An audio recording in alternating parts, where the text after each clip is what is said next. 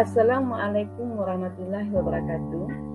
Kembali bersama saya Rahma Izar SPD dari SMP Negeri 6 Pulau Punjung, calon guru penggerak angkatan 6 Kabupaten Dharmasraya. Saya akan menyampaikan kesimpulan dan refleksi pemikiran Ki Hajar Dewantara dalam sesi koneksi antar materi modul 1.1. Koneksi antar materi, fasilitator Ibu Neni Iriani, pengajar praktik Ibu Siska Eliarni. Untuk membuat refleksi, ada 3 pertanyaan yang menjadi stimulus dalam membuat kesimpulan dan refleksi terhadap pemikiran-pemikiran Ki Hajar Dewantara. Yang pertama, apa yang Anda percaya tentang murid dan pembelajaran di kelas sebelum Anda mempelajari modul 1.1? Yang kedua, apa yang berubah dari pemikiran atau perilaku Anda setelah mempelajari modul ini? Yang ketiga, apa yang dapat segera Anda terapkan lebih baik agar kelas Anda mencerminkan pemikiran Ki Hajar Dewantara? Yang saya percaya tentang murid dan pembelajaran di kelas sebelum saya mempelajari modul 1.1. Yang pertama, pembelajaran itu harus berpusat pada guru atau teacher center. Anak harus mendengarkan dan memperhatikan serta melakukan apa yang dikatakan guru dan tidak boleh melakukan selain yang sudah didesain oleh guru dalam belajar. Yang kedua, mengutamakan kemampuan kognitif dan kurang memperhatikan karakteristik setiap anak. Di sini anak harus memahami semua yang diajarkan dengan baik. Nilai harus di atas KKM yang sudah ditentukan. Yang ketiga, ada batas hubungan atau interaksi antara guru dan murid. Guru itu kedudukannya lebih tinggi dan anak tidak boleh mengajak guru bermain atau bercerita selain materi yang diajarkan. Yang berubah dari pemikiran atau perilaku saya setelah mempelajari modul ini adalah: yang pertama, pendidik itu menuntun. Pendidikan harus bisa mengembangkan minat dan bakat anak sesuai dengan kodrat anak.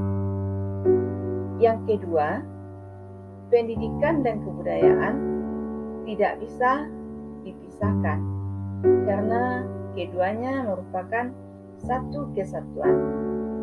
Yang ketiga, pembelajaran berpusat kepada siswa karena setiap anak itu unik dan istimewa.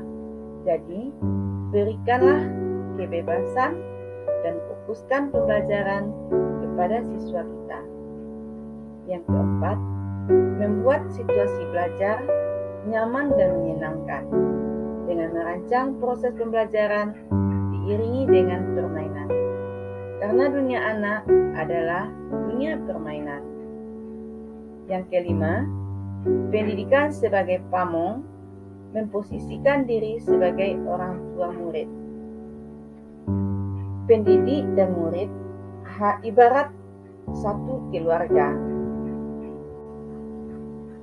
yang dapat segera saya terapkan lebih baik agar kelas saya mencerminkan pemikiran Ki Hajar Dewantara.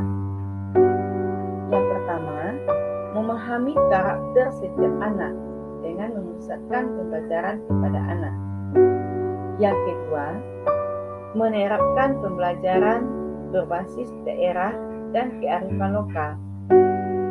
Dalam hal ini saya akan berusaha menyisipkan nilai-nilai kebudayaan lokal, khususnya budaya Minangkabau atau Sumatera Barat, seperti Adat pasandi sara, sara pasandi kita pula.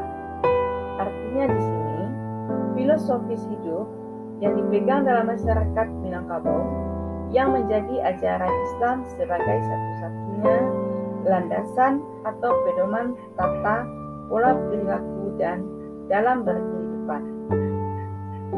Yang ketiga, memperbanyak permainan dalam pembelajaran agar terciptanya pembelajaran yang menyenangkan.